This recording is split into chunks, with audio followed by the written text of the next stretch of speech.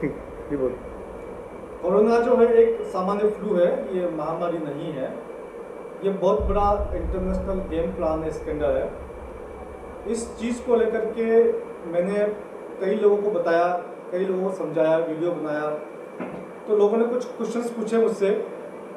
उन सारे प्रश्नों को एक साथ करके लगभग 188 क्वेश्चंस का आंसर दिया है कि ये महामारी क्यों नहीं है, ये साधारण बीमारी क्यों है, और क्यों इसको महामारी बता करके इसके पीछे षड्यंत्र क्या है, कौन लोग इसके पीछे षड्यंत्र कर रहे हैं, वो क्या चाहते हैं। इन सब बातों का खुलासा मैंने इस पुस्तक corona pandemic scandal the biggest scam in the history of the Mankind इसमें किया।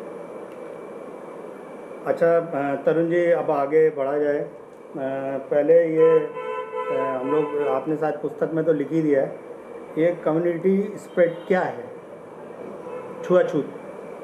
बेसिकली ये जो जितनी बातें हैं कम्युनिटी स्प्रेड की, ये सब बातें जनता को भ्रम फैलाने के लिए। इस चीज़ को हमें समझना होगा, ये कोई बहुत बड़ी बीमारी नहीं है। आप देख रहे हैं सरकार ने कई बार कई तरह की बातें की। पहले देश बंद किया, फिर स्टेट बंद किए, फिर बॉर्डर बंद किए, फिर red zone, green zone, yellow zone बनाए, फिर कंटेनमेंट जोन बनाए। अब ये माइक्रो कंटेनमेंट जोन की बात कर रहे हैं। इनकी बातों में ये बिल्कुल बेसिक पेड़ की बातें हैं। ये इस प्रकार जनता को भ्रमित करने के लिए कभी कहते हैं कि ये एक स्टेज है, ये दूसरी स्टेज है, तीसरी स्टेज है। जो बीमारी इतनी मामूली है उसको फैलाने के लिए जो गेम प्लान जो किया था, उस प्लान के अनुसार ही बताते हैं कि ये फर्स्ट फेज आ गई है, सेकंड फेज आ गई है, अब ये कम्युनिटी में फैल जाएगा, आप लोग बंद हो जाओ घरों के अंदर, अपने आप को बंद कर दो, डिस्टेंसिंग का पालन करो। ये सब चीज़ें जनता को मूर्ख बनाने के लिए और जनता के बीच में ये संदेश बार बार देने के लिए कि बहुत बड़ी बीमारी आ गई है। इस बात को कोरोना कोरोना कोरोना आपके दिमाग में लगातार डालने के लिए इस प्रकार की बातें फैलाई जाती है। अच्छा तरुण जी, ये साधारण असाधारण जो बीमारियां होती हैं, जो रोज़मर्रा में होती हैं, क्या उसको भी कोरोना बता करके ये लोग ट्रीटमेंट कर रहे हैं या हत्याएं कर रहे हैं? ये सबसे बड़ी बात है। एक आदमी अस्थमा से मरता है, एक आदमी COPD से मरता है, एक आदमी लंग की दूसरी बीमारी से मरता है, lung abscess, lung cyst, emphysema, pneumonia, pneumothorax, pleural effusion, या रेस्पिरेटरी ट्रैक्ट की कोई और दूसरी बीमारी से मरता है, हार्ट अटैक से मरता है। तो उसके पहले कोरोना का टेस्ट कराते हैं, कुछ का पॉजिटिव आ जाता है। मान लीजिए 10 पेशेंट पढ़ने वाले हैं किसी बीमारी से, टेस्ट कराया, 2 पॉजिटिव आ गया, तो 2 की डेथ लिख देंगे, कोरोना से डेथ हुई। यहाँ तक कि एक्सीडेंट के केस, ब्रेन ट्यूमर के केस, ब्रेन ट्यूमर में आदमी मरने वाला है, लास्ट स्टेज पे कोरोना टेस्ट करा दिया, बोलो जी कोरोना से मर गया। तो ये जो चीज़ें हैं, ये भ्रामकता फैलाई जा रही है कि आदमी कोरोना से मर रहा है। वास्तविक रूप से कोरोना एक सामान्य फ्लू है। एक सामान्य फ्लू में जितने लोग मरते हैं उतने ही है, 0.1% से भी कम है। ये 3% का आंकड़ा, 5% का आंकड़ा, 2% का आंकड़ा पूरा फर्जी आंकड़ा है। अच्छा, ये जस्ट एक क्राइम भी हो गया एक तरीके का। अब सपोज़ कीजिए, मैं एक उदाहरण देता हूँ आपको।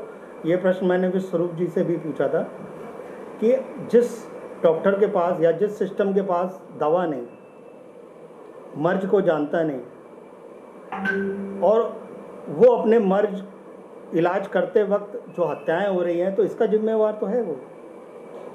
इसके लिए प्रशासन पूरा जिम्मेदार है।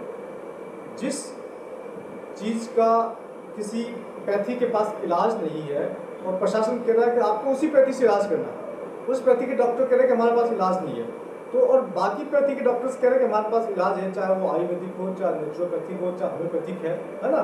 तो सरकार उनको परमिशन नहीं दे रही इलाज करने के लिए, नहीं पेशेंट वहाँ जा पा रहा है।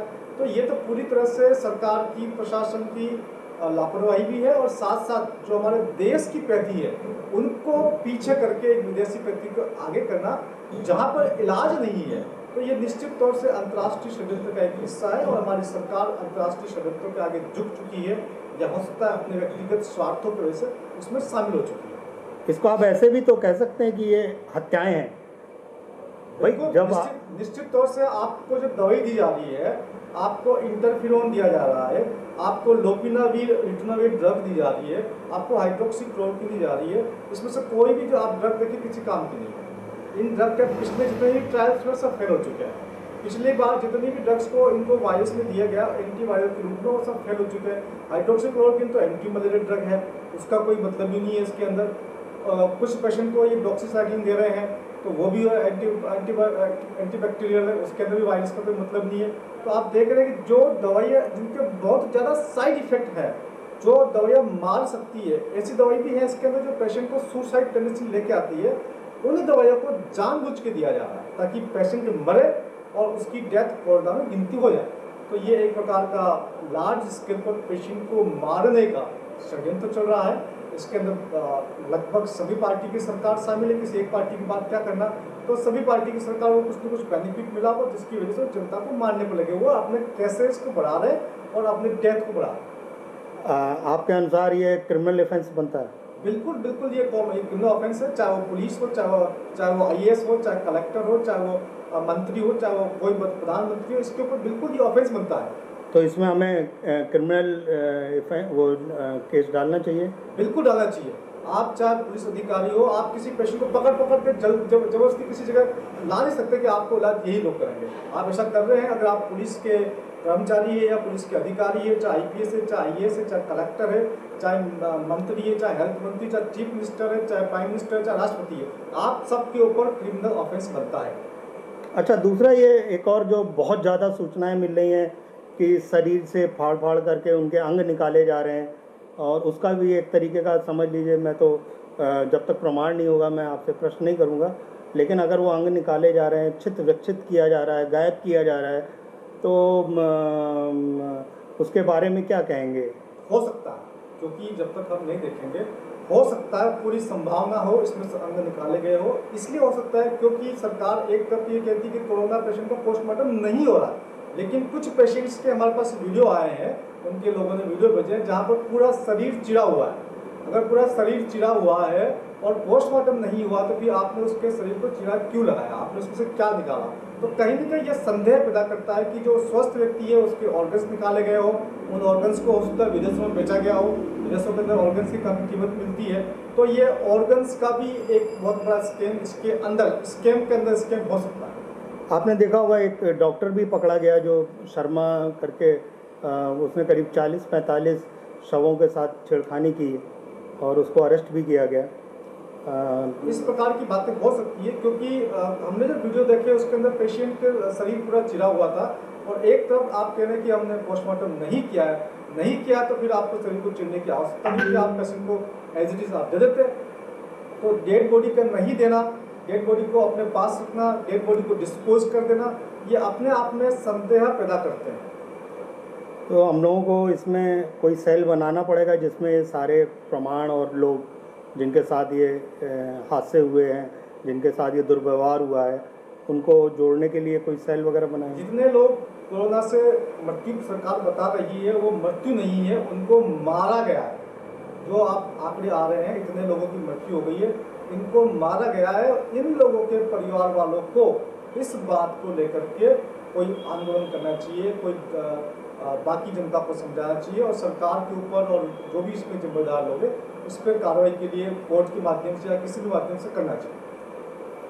अच्छा, ये एक चीज़ और मेरे दिमाग में आ रही है कि जो 2 अक्टूबर को आप जो आंदोलन कर रहे हैं, इसमें आप विरोध पत्र देंगे सरकार को और FIR भी करेंगे मेरे ख्याल से? 2 अक्टूबर को हम लोग पूरे देश में आंदोलन कर रहे हैं। दिल्ली और NCR के लोगों को हम लोगों ने 1 बजे राजघाट पर बुलाया है, महात्मा गांधी जी की समाधि के ऊपर।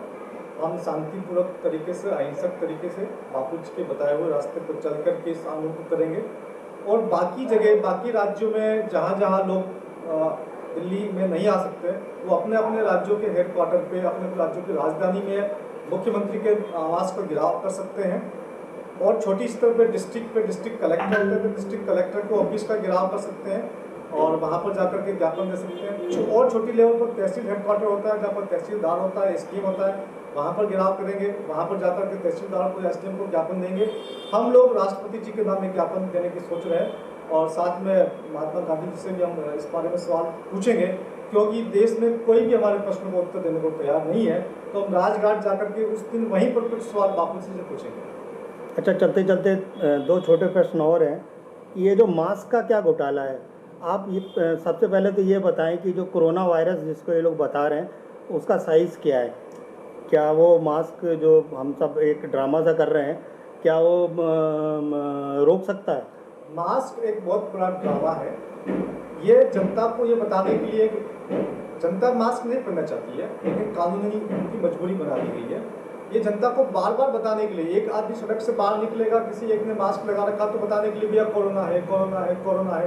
जनता को एक बीमारी के प्रति बार बार स्थिति को जागरूक करने के लिए ये लोग उसको मास्क को लगवाना आवश्यक कर रखा है। मास्क से कोरोना वायरस से बचाव नहीं हो सकता है। कोरोना वायरस की साइज 100 नैनोमीटर होती है और दुनिया का सबसे बेस्ट मास्क जो 450 रुपये का आता है, उस मास्क की पोर साइज, छेद की साइज 300 से लेकर 800 नैनोमीटर होती है और जो छोटे मोटे मास्क हैं उनकी पोर साइज तो और भी अधिक होती है।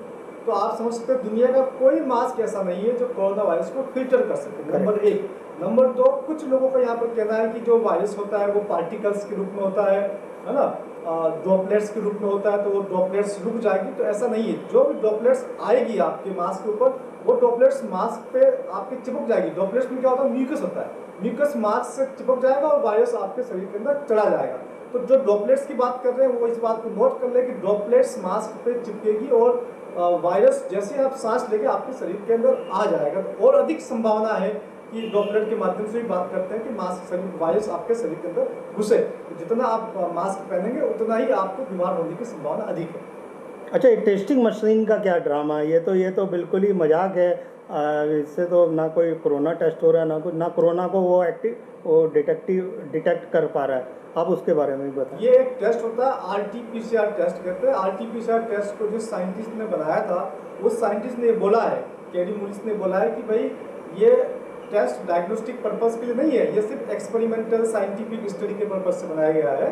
उस टेस्ट से कुछ भी मालूम नहीं चलता है। वो टेस्ट 2% से लेकर 40% तक गलत रिजल्ट देखा है। अभी आपने देखा होगा कि शायद कहीं की सूचना थी आई तुम्हारे पास कि एक पानी का सैंपल भेजा, पानी का सैंपल पॉजिटिव आ गया।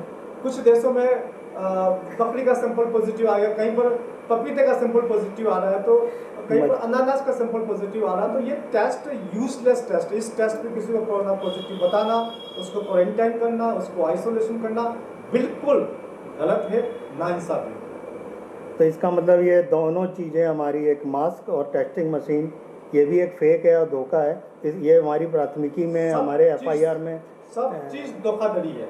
चाहे वो कॉलर ट्यून हो, आप तो जैसे ही फ़ोन करते कॉलर ट्यून आ जाती सरकार की तरफ से। आप जैसे आप कहीं से बात करना चाहते हैं, आपको 30 सेकंड 1 मिनट तक कॉलर ट्यून सुननी पड़ती है। पूरा देश परेशान हो चुका है उससे। वो सिर्फ उसको आपको सरकार को किसी बात से मतलब नहीं, सिर्फ आपको कोरोना कोरोना कोरोना करना है ताकि आपको दिमाग में बात बैठ रहे कि कोरोना है, कोरोना है। उस बात को बार बार आपके सामने लाने के लिए, चाहे टीवी देखो तो कोरोना, आप अखबार पढ़ो तो कोरोना, आप मोबाइल से फ़ोन करो तो कोरोना, घर से बाहर निकलो लोगों ने मास्क पहन रखा तो कोरोना, और नहीं तो आप सोशल डिस्टेंसिंग का पालन करो। ये सिर्फ आपको एक फेक बीमारी के प्रति बार बार आपको डराने के लिए ये षड्यंत्र किया जाता है। बहुत बहुत धन्यवाद आपका। बड़ा अच्छा लगा, आपने फटाफट जवाब दिया। धन्यवाद। वंदे मातरम। धन्यवाद। जय हिंद।